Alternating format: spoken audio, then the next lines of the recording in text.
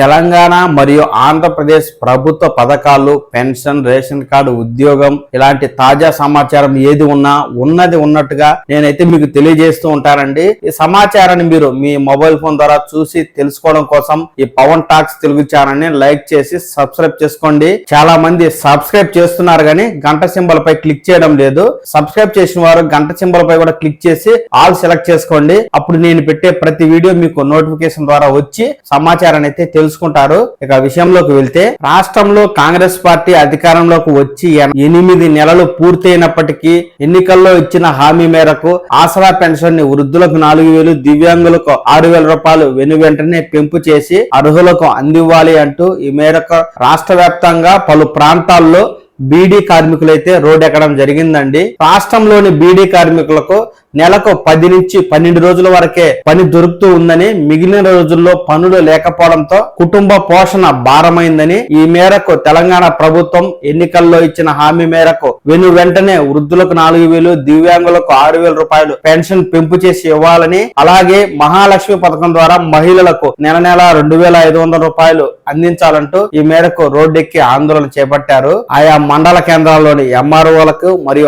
ఆర్డీఓలకు వినతి పత్రాలు అయితే సమర్పించి వారిని కోరడం అయితే జరిగింది. మన పొరుగు రాష్ట్రమైన ఆంధ్రప్రదేశ్ లో కూటమి ప్రభుత్వం అధికారంలోకి వచ్చిన కేవలం 18 రోజుల్లోనే ఎన్నికల్లో ఇచ్చిన హామీ మేరకు వృద్ధులకు 4,000, దివ్యాంగులకు 6,000 రూపాయలు పెంపు చేస్తూ 1వ తేదీనే సచివాలయ ఉద్యోగుల ద్వారా లబ్ధిదారుల ఇంటింటికి పెన్షన్ పంపిణీ చేయడం జరిగింది. అంతేకాదు తొలి రోజే 99% పంపిణీ చేసి మిగిలిన 1% రెండవ రోజు పంపిణీ చేయడం జరిగింది. ఇలా జూలై, ఆగస్టు 2 నెలల్లోనూ పంపిణీ చేయగా అక్కడ వృద్ధులు, దివ్యాంగులు అయితే ఈ మేరకు ఈ పెన్షన్ల పంపిణీకి సంబంధించి పూర్తి సంతృప్తిగా అయితే ఉన్నారు. మనకు తెలంగాణ రాష్ట్రంలో మాత్రం 8 నెలలుగా ఈ పెన్షన్ల పెంపు కోసమై వృద్ధులు, దివ్యాంగులు ఎదురు చూస్తూనే ఉన్నారు. ఇటీవల కాలంలో మందకృష్ణ మాదిగ గారు కూడా ఈ పెన్షన్లకు సంబంధించి ప్రభుత్వానికి అల్టిమేటం జారీ చేసి, ప్రభుత్వం ఎప్పుడైతే అధికారంలోకి వచ్చిందో అప్పటి నుంచే పెన్షన్లను పెంపు చేసి ఇవ్వాలంటూ ఈ మేరకు ఆయా కలెక్టరేట్ ఎదురుగా ధర్నా చేసినప్పటికీ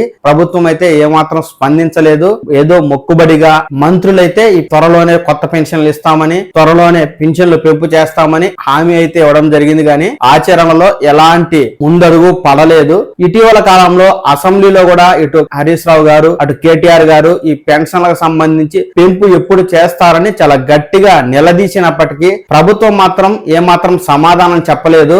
గత ప్రభుత్వ హయాంలో తప్పులు జరిగాయి, అక్రమాలు జరిగాయి అని చెప్తుందే తప్ప ఈ పెన్షన్ల పెంపు చేస్తామనే విషయం ఎలాంటి సమాచారాన్ని ప్రభుత్వం అయితే అందించడం లేదు. మరి ఎందుకో ఈ ఆసరా పెన్షన్లకు సంబంధించి ప్రభుత్వం ఇంత మొండి పట్టి ఉంది అనేది మనకు అర్థం కావడం లేదు. ఇటీవల ఆసరా పెన్షన్లకు బడ్జెట్ లో కేటాయించిన నిధులు కూడా చాలా తక్కువగా ఉన్నాయి.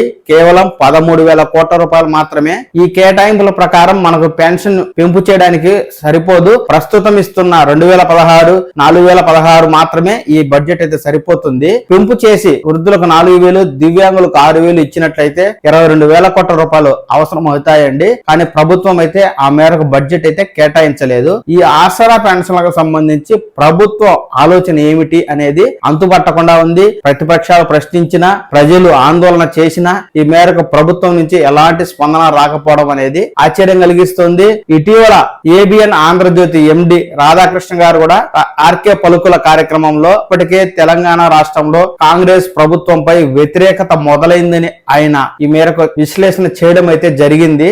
రేవంత్ రెడ్డి ఆలోచించాలి.